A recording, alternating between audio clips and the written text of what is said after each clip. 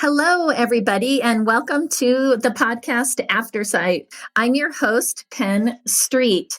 I want to thank every single one of you who donated to Audio Information Network of Colorado on Colorado's Gives Day. It's not too late to donate to AINC. All you have to do is just go to our website at AINcolorado.org and you can donate. This is a great time to donate because it's at the end of the year. We are a 501c3, so you can write us off on your taxes. And in the end, of course, you're helping people that really struggle with their vision or struggle reading on so many different levels so that we can continue to serve people for absolute free. And also, we have an incredible guest today, Michael Sisneros. And part of your donations help us continue to hire people just like Michael. Michael is the new person on our team. He is our new... what is your title, Michael? You are the new Outreach and Listener Services Coordinator. He's actually a jack of all trades, so that's why I always have to look up his title when I introduce him.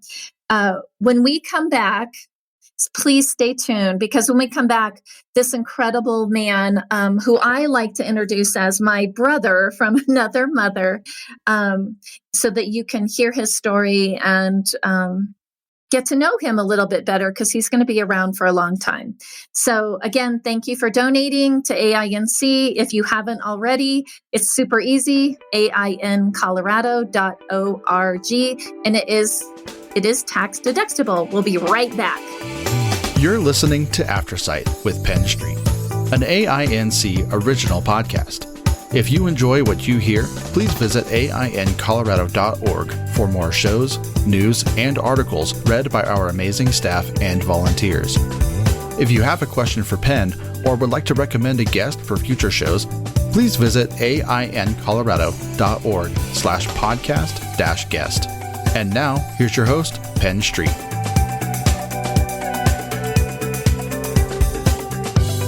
Michael, welcome to Aftersight.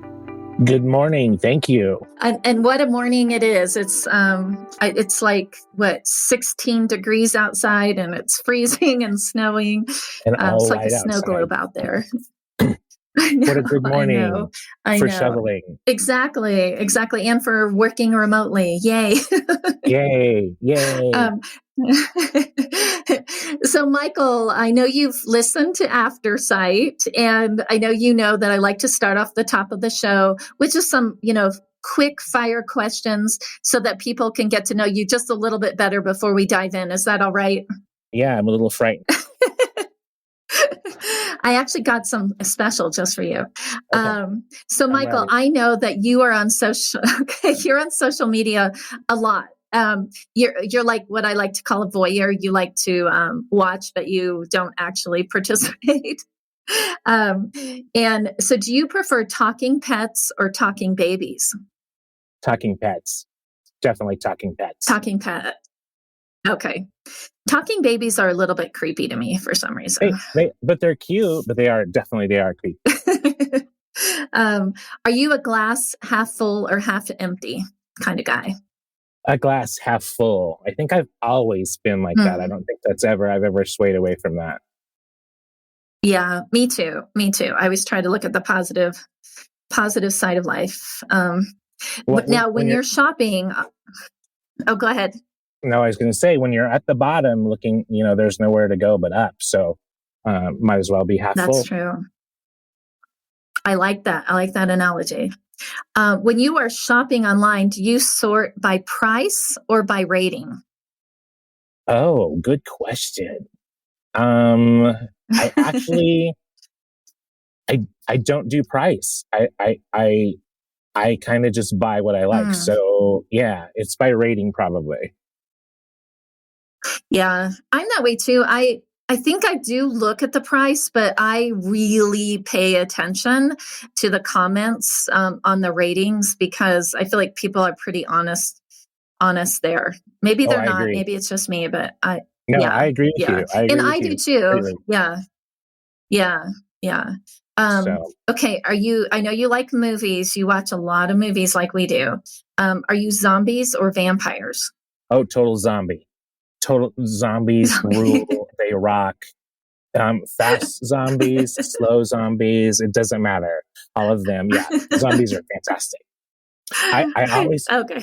everywhere I start a new job or a new place I look at, or even a movie theater, I always look which is the best way to escape if the zombie apocalypse starts. So I'm Ooh. always So prepared. I'm always looking around you're to see always ready. who I can outrun, who I can push in the way so that I could get away. I'm so yeah, it's always on my mind. Zombies always on my mind. Okay. All right. Now, I know you should be prepared for this question, Michael, because music is really important to me. I rarely go more than, a few minutes without some sort of music in my life. What is your theme song if you had one? You know what? I was asked that question, and it might have been you that asked me that question. Probably a few months ago, and I used that as a icebreaker for new people that I meet all the time. And I'm so surprised because a lot of the people are just, off the cuff, boom, snap. They already know they're just like you already know yours. But I don't know. I think my theme song changes day to day. Cause I totally use music as a equalizer. So if I'm sad that day, I listen to sad music all day long and get it out of my system. If I'm happy, it's happy music and it keeps me up. So I don't think I have a theme song that I could definitely say is my song or my anthem every day. Awesome. So what would it be today? I guess White Christmas, since it's so white outside and it's actually one of my favorite movies. So I'll probably be watching it later on. That's right. That's right. Okay. Well, Michael, thanks for being on After Sight. I know that this is above and beyond your your job duties, so I really appreciate it. But it's been really fun for me to interview our new employees at AINC, so that because you do impact the work we do, and you're, especially in your role, you really are the face of the organization. So it's really nice that people get to know you a little bit. So I really, really, really appreciate it. So Michael, we met quite a while ago. Do you remember how long ago? You're better at those kinds of things. It was 2009 when we met. Wow, gosh, Yeah, that's a long time. It was in Estes Park, actually. Yeah, at the coffee shop that's there. right. Yeah, I remember it extremely well. Yes, now that you say it, I remember the event. I knew it was a long time ago. I just didn't remember how long. What was your first impression of me? I actually gravitate and I notice people who are dynamic. And definitely that was first feeling or word that came to my mind about you was that you were dynamic. It was, and I think it was a pretty fast, I fell in like with you like immediately. And I think it was your dynamic self that actually, put itself out there. And that's what made me notice. And I think that's why I, since that day, have gravitated towards you. Yeah. I felt the same way about you as well. So for the audience, Michael met my brother and they fell in love pretty immediately. And I remember that first, and I remember that first phone call that my brother Tim called me to tell me about you. He actually talked more about your dog than he did you, Lacey. I could see why. But I could tell... But I could tell there was really something special. Tim was my big brother, and I had been through quite a few boyfriends with him. And he had never really talked so much about somebody he had met, especially so quickly. And I knew that there was something special. So when you came up that weekend and I got to finally meet you, I knew it was going to be magical. So I'm really thankful that you became part of my life and that you've stayed in my life. And I know, I feel the Michael, same. Oh, thank you. Well, Michael, Tim passed away from esophagus cancer a number of years ago. And actually, it's coming up on the anniversary pretty quickly here, which is always a hard day for all of us. Yeah. And I lost my big brother. Everybody who knows me, he was my Superman. But you lost the love of your life. What kept you going, especially in the very beginning? Once you got the diagnosis, you were such a trooper. But what kept you going, Michael? I think it was just him. The whole entire story that the moment that he shook my hand, the first time I met him, I fell in love with him. I knew that he was the person that I wanted to spend the rest of my life with. So him being diagnosed the first time with cancer, like that didn't sway that feeling or that emotion at all. So it wasn't like I was preparing to lose him. I was every day preparing to have him with me for the rest of my life. So it just wasn't just something that I sat down and after he got diagnosed and I sat there and made the conscious decision that I was going to be there for him every step of the way. It was just inherent. It was just something that happened and I could not visualize it then or now being any other way. It was rough. It was rough for me, but it was even more rough for him. It was rough for you and the entire family. But if I could bring him back, I would do the same thing for 10 million years. He would never be without me by his side. So, really the way that I got through or am getting through, because I think grief is a what do I want to say? It's not something that you can plan for and say in 2 years I'm going to feel better, or 10 years or whatever. It's an ongoing process. I don't think that it ever ends. But having you and your sister and your family in my life has been something that has been required. There's no way that I could have gotten through or getting through to this day without the help of Tim's family. It was a really quick introduction to the family, and it was a really quick falling in love with the family too. So that's definitely something that is the top of the list on things to get through. I do have parents, my mom's passed, but I do have parents that were always supportive and always there in whatever situation that I was in. And your family and you are the same way. So I've definitely leaned on everybody that I care for. And that's still getting me through. I'm still not over. I don't think I'll ever be over. Tim was definitely the love of my life and the man that I wanted to spend every waking moment with. And unfortunately, he was taken, but it's hard work, but I get through it. Yeah. And I was so concerned when when we got him through the first round, and I was in the doctor's office when they said you're cancer free, and it was this huge celebration and this exhale of, okay, we did it. We all did it, and he's going to be okay.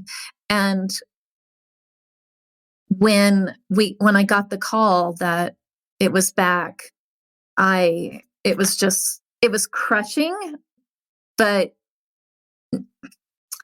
even though we knew he wasn't going to make it, it still didn't, there was still that unreality, like, no, he's going to make it.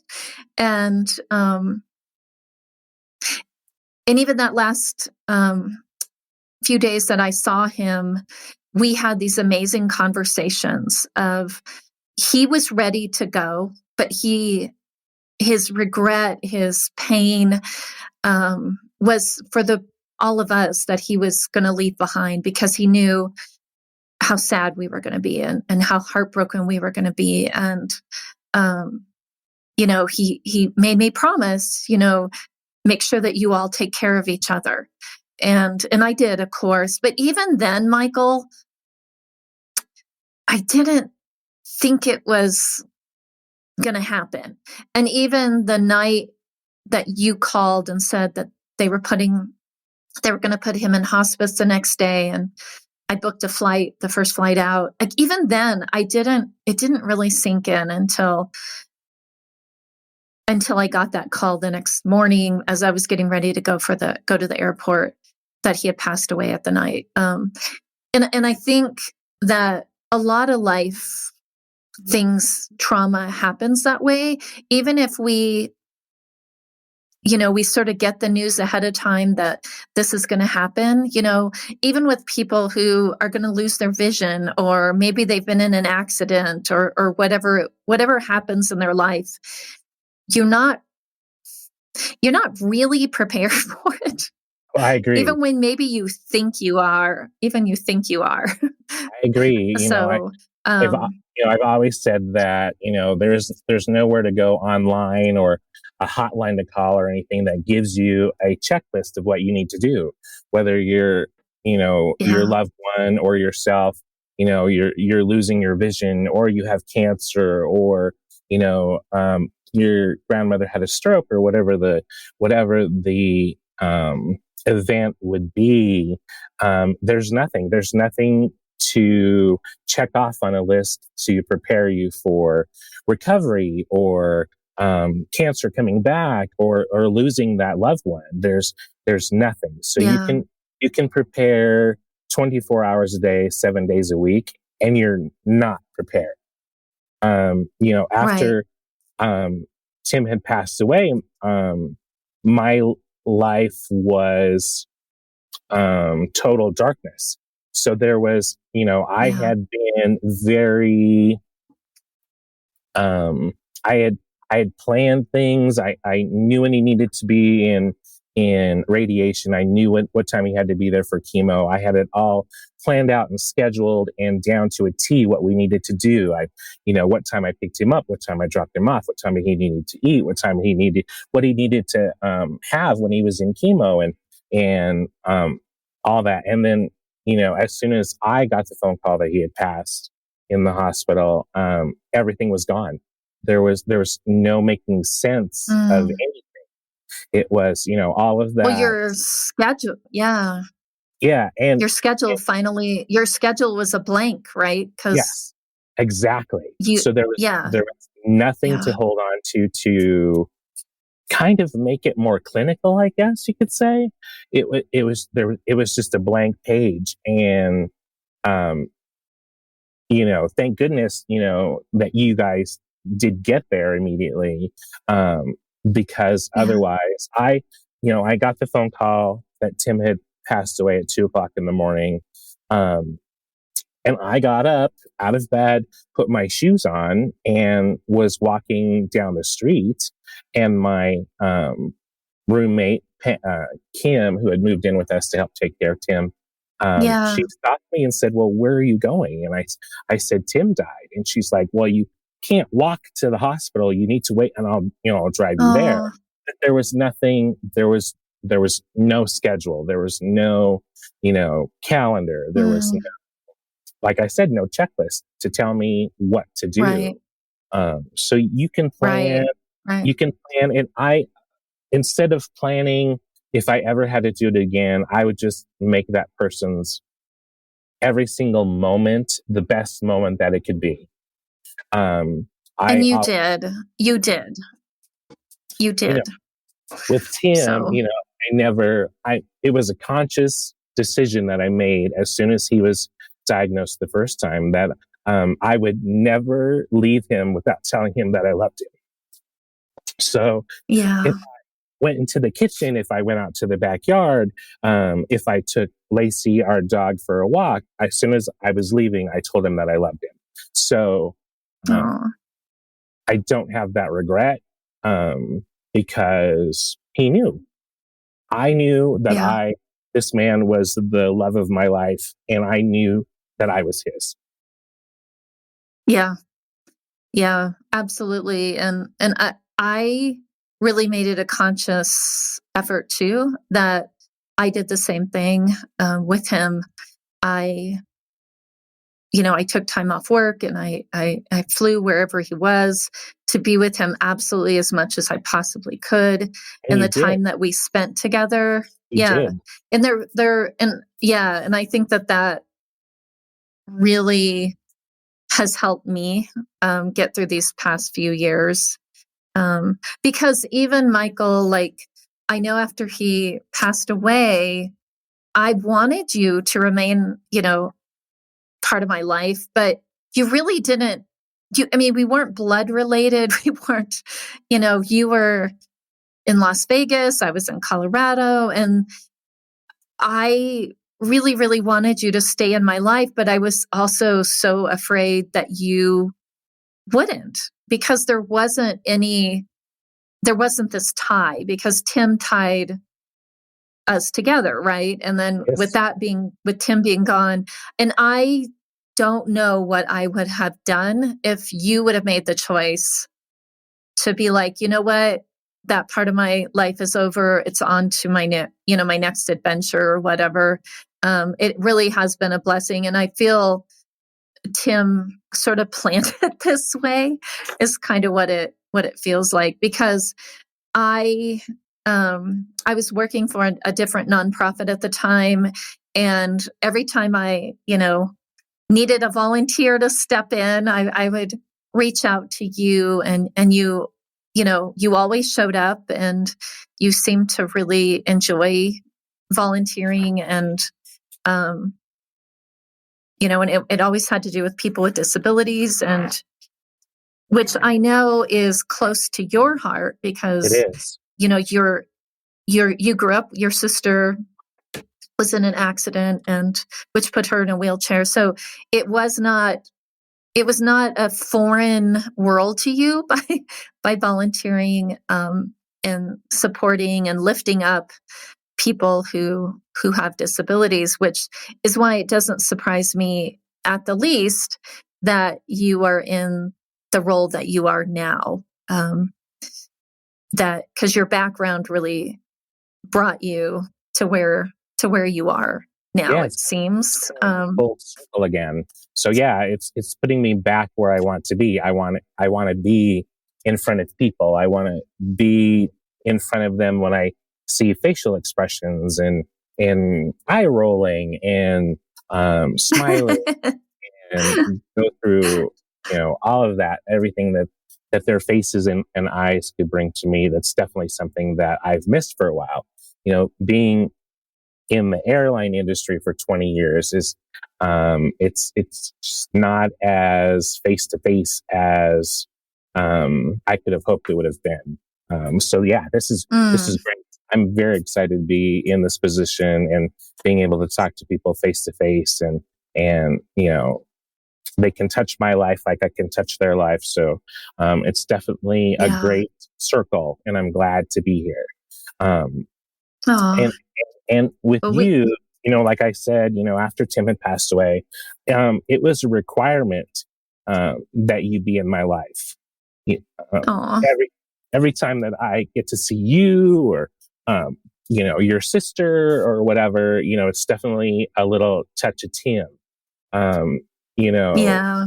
you guys. And so it's definitely a blessing, because I never forget him, but I get to be reminded of him every time I speak to you, whether it's on the phone or whether it's a text message or I see you in person, whatever it is. It's definitely a blessing and a gift for me.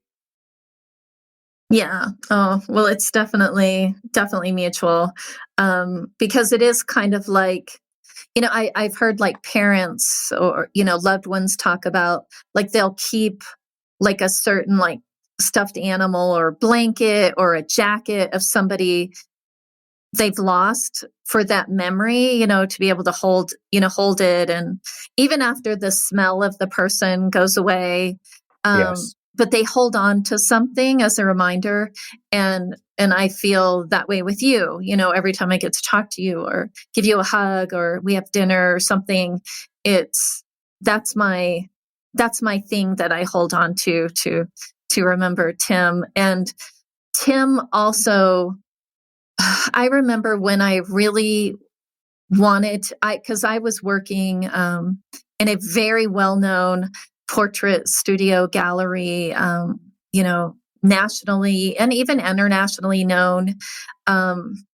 It was my husband's, and I love him for it, and I love his gift. But that's not where I wanted to be. I wanted to be, my education, my whole path as a child was to be in a career where I help people. And yes, helping brides get their wedding portraits done or, yes, or senior portraits done, that kind of thing.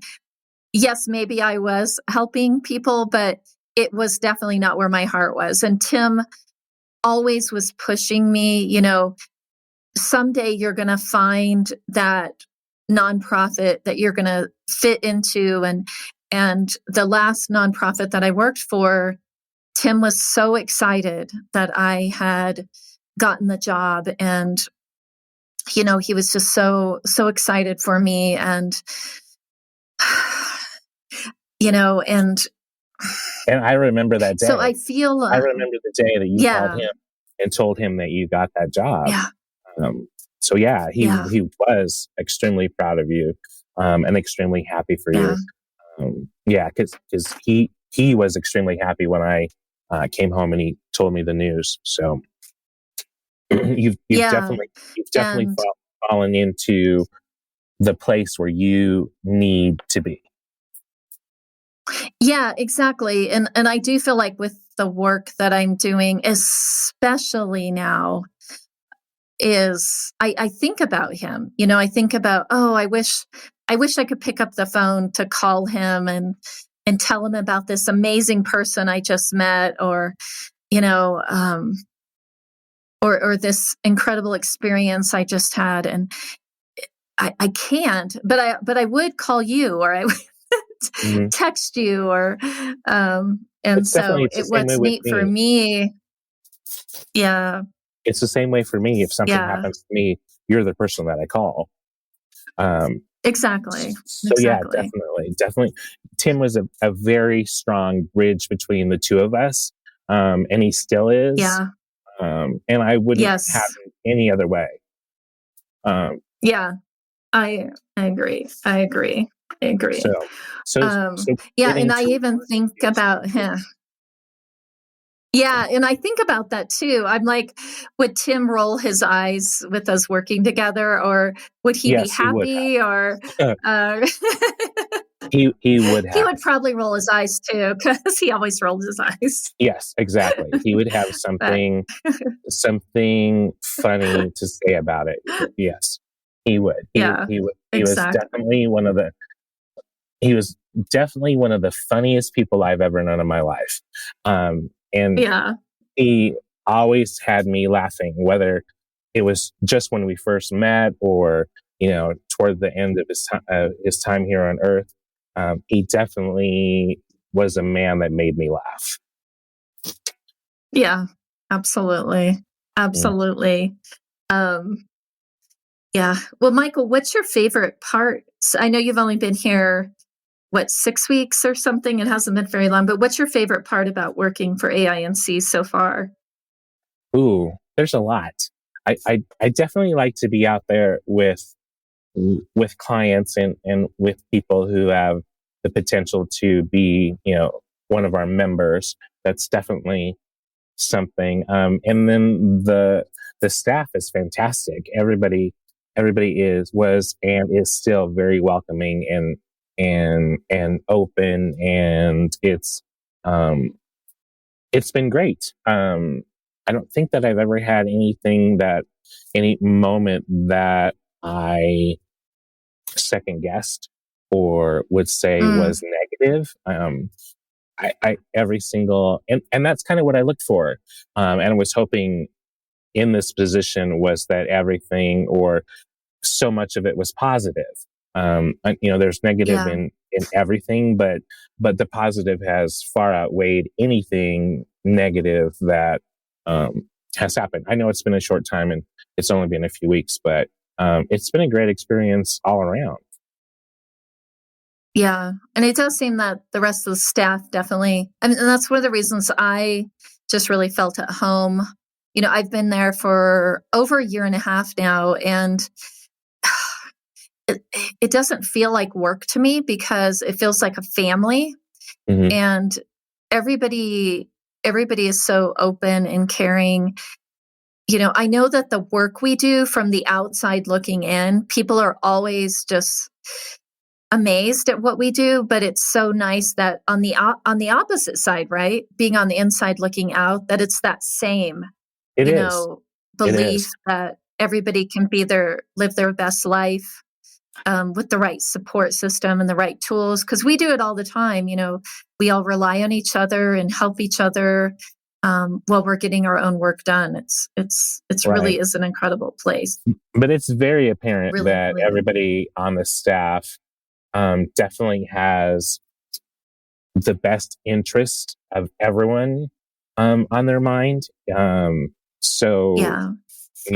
whether you have a problem with your computer or whatever it is, 5 people will respond to you and they'll help you out and give their idea or what worked for them and stuff. But it's been great. It's been really great. Is there anything, and we've talked about this a little bit about, is there anything that you would like to change about AINC?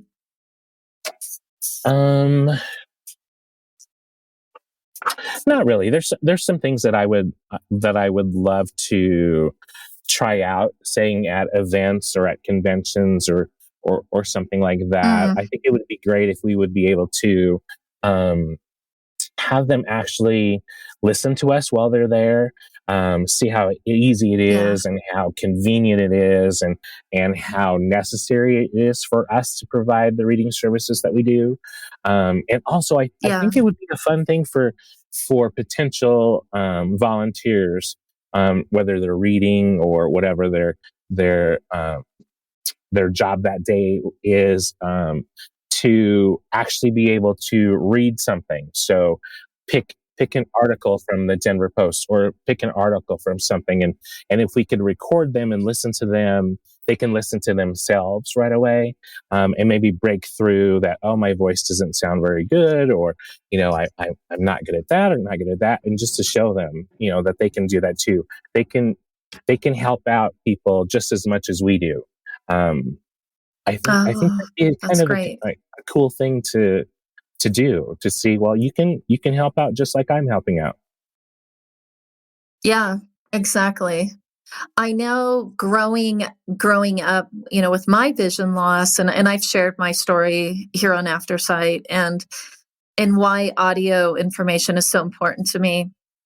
And I know that we have some really neat new podcasts and programs that are going to be coming out. And one of them is called BLT, which is with Evan and Jonathan. And they're going to be talking about other technology that people who are blind and visually impaired can use. Because I mean, our service is amazing, for people to tune in to their favorite newspaper, sales ads, the different podcasts, things like that. But I love how AINC is taking it to the next level, right? That they're making it interactive. So somebody does have a question, like with their smartphone or whatever it is. There are these other resources and services that we're connecting them to. And even going back to Tim, Tim, even when he was little, when I say little, I mean, I was 9 when I lost my vision. So he would have been, 11 at the time. And even early on, he was always like coming up with things that would make my life easier or better. And, he would come up with these weird cane stick things that he insisted were better than the white, the white stick.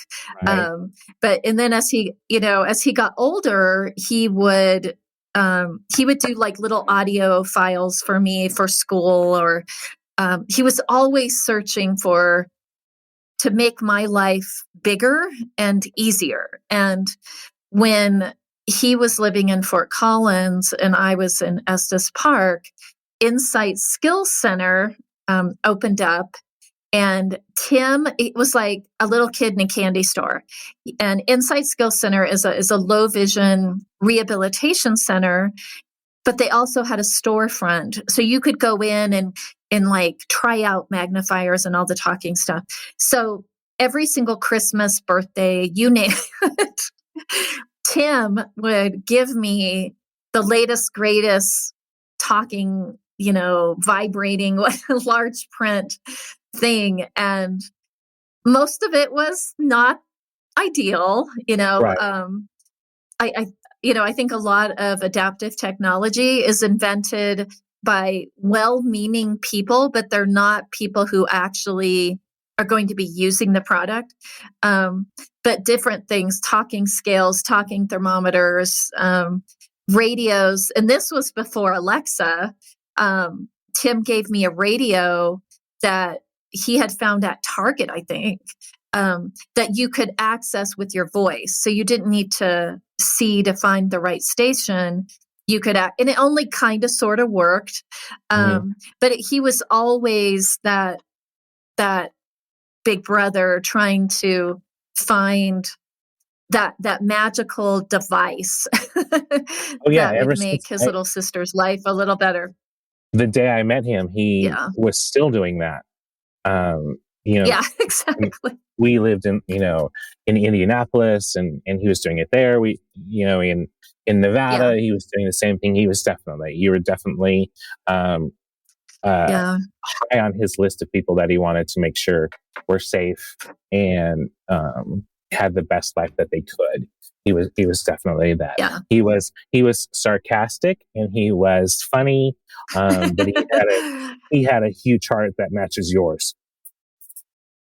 Oh, well, he learned Braille because when I lost when my retina hemorrhaged, and they thought it was going to be total within 3 months. I was like, oh my gosh, I really have to learn Braille. Like, I mean, I knew Braille, but I wasn't relying on it. And he goes, well, I'll learn it with you and we'll be pen pals. And so,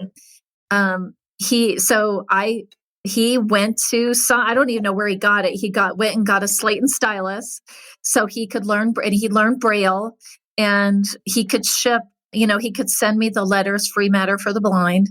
And he would send me these little stories and goofy things. Sometimes it was just a joke. And I know it had to have taken him hours to, print out, just a few sentences, but he would send those to me, which is just really, as a little sister, it was just really heartfelt that he went that extra mile, because, and it helped me learn Braille because I had to read those letters or those little stories that he would send me in Braille, and he had a plan. He did. He did. Uh, well, Michael, what keeps you motivated on hard days? Um, I don't know if I have specific words that keeps me motivated. I just know that things need to be done. You know, um, moving back here to Colorado and um, losing my mom and my dad's um, medical issues that Yeah. he's struggled with lately, and things like that. It's kind of Yeah. the same on the same level as him. It's not that I feel obligated or woe is me, I have to do this. It's just something, and I wouldn't say I'm good at it. It's just something that I'm able to handle well. Mm, So I'm never really down. I think about Tim every single day, and he would have told me if yeah. I was down for whatever reason, he would definitely be my pick me up guy, or tell me that Yeah. I'm just being, just really silly about what's bringing me down or making me upset or whatever thing. Yeah. He was definitely into that. But I I just want to be the best person that I can be. Um, and Mm, if that's going through, losing Tim and losing my mom and going to the emergency room in the middle of the night with my dad, or, I just want to live with as little regret as I can. So I don't oh, regret being with my dad in the hospital. I don't regret, having to go to his medication. It's just a special gift that I get for every second that my dad is still here. Um, yeah. so I, I, I don't think that I really get down, but my motivation is just to do the best that I possibly can. I don't want to live with regrets, mm, so I don't want to hurt anybody. I don't want anybody to hurt, because of me or because of any other reason. Um, and right. I just want people to be happy and as healthy as they can be and live their best life that they can, whatever that is at whatever moment Yeah. of the um so I don't know if something motivates me, um other than I just want to be the best person that it can be.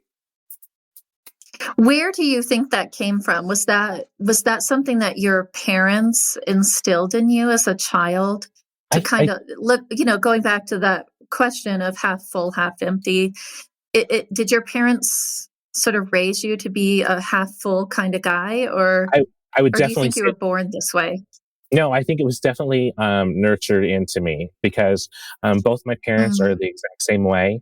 Um, it was never um, it was never a negative. My relationship with my mom and my dad, my mom was my best friend, in the entire world. My dad, I was lucky enough to have him because, he retired when he was 45 years old, and so I was still really young. So he was my stay at home dad. So um, where oh, he took a lot of the responsibilities and a lot of the um, raising that, you know, back then was a woman's job. You, as a woman, you take care of the children and that nonsense and stuff like right. that. So it's definitely a different relationship, that I had with him and with my mom. It was Yeah. extremely close, and it still is extremely close. And if I had an issue or a problem or something at school, or I didn't do good on a test or whatever, mom and dad were definitely like, well, tomorrow's a new day, new challenge tomorrow, but you Oh, can use all that experience that you learned from today where you didn't quite weren't up yeah. to snuff, or you weren't quite doing as well as you thought you would do, and then turn it around and do that the next day. um, my parents Yeah. never ever slowed me down. They opened up every opportunity to me that they could possibly think of. So I never felt like I was deprived of anything or I lacked of anything. I always knew that whatever the issue was, or a good event in my life or whatever, definitely both of my parents would have reacted and been just as excited um, to be there for me and witness that and pat me on the Yeah. back let me know, well, maybe you need to change something and stuff like that. So it's definitely Right. a different experience I had with my parents. So they definitely every single day worked their hardest to make sure that I was successful. Oh, that's beautiful. And I was lucky enough to meet your mom a couple times before she passed away. And I've met your dad, and I can definitely see that with them.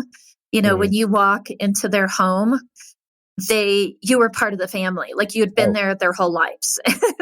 Exactly. And your mom always made sure you went home with food, even though yes, she was a feeder. or you walk in the door. Do yeah, you she want was some definitely cake? I have some pie. Definitely, mom was yeah, definitely exactly, exactly, exactly. Well, everybody Michael, that what would you like the takeaway? What would you like the takeaway today to be for our audience? I guess I would want to say that, like I said, I want people to have the best lives that they possibly be. I want people to know that whether they're alone or whether they're surrounded by a bunch of people or they're just feeling lonely or lonesome, there's somebody out there that cares about them, and that's me.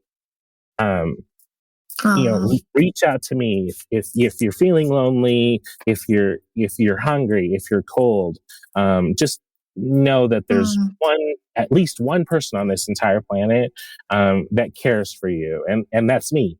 So, reach out to me when you have that need, because I'll make sure that it's fulfilled or it's fixed or it's changed. I'll do everything that I can possibly do to make sure that happens. Well, Michael, that's beautiful. How can people reach out to you?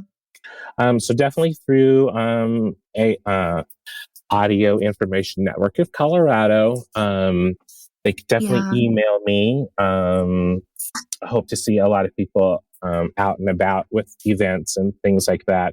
So there's a ton of different ways. Yeah. So you can reach out to Michael at aincolorado.org. And of course, you can go onto the website at aincolorado.org and learn more about what Michael does for this amazing organization. And so, Michael, I always give the opportunity for my guests to ask me a question. Now I'm nervous. What question would you like to ask me? It's going to be a selfish question. What do you think my best asset is? Oh, well, that's easy. It's your heart. Because no matter how sad you might be or how sick you are, because Michael he got through COVID, but he's definitely still got some breathing going on. That's not good. But no matter what is going on around you, you are the first person that offers a kind word or, some advice that might lift them up, or you would give them the shirt off your back. When I was doing a coat drive a couple of years ago, you gave a ton of coats for that drive for homeless people, and you're so giving, and that's part of your big heart. And I see it in the work that you're doing now with AINC. I see that people are drawn to you when we're at the resource fairs, and people are just drawn to you because they also see that in you. So that's what I think your biggest asset is. That's very nice to hear. I thought you were going to say my sparkly eyes, but I'll I can't see very good, so. That's true. Well, Michael, thank you so much for being such an open book today and for sharing, sharing your journey with us, the good, the bad, and the ugly, right? Which is what life has for all of us. No, Well, thank you. again, thanks, Michael. You're the best, and your heart does shine through. And I really believe that Tim is up there looking out, not just over us, but I think in all the work that we do. And it's fun now that we get to work together and fulfill some of those promises we made. I also want to thank everybody. You know, Michael gave some shout outs to our amazing team here at Audio Information Network of Colorado, but there's so many. Every single person on this staff gives their heart and their soul to make sure that podcasts and broadcasts go out week after week, and our incredible volunteers. They give thousands upon thousands upon thousands of hours of their time every single day throughout the year. And it really does make a difference in people's lives, exactly like mine. And so everybody out there, we'll definitely see you next week. Thank you for tuning in week after week. And please be kind to yourself and find a way to be kind to somebody else this week. It's good for your soul. And I will see you next week. Michael, stay warm and be well. Thank you. You too.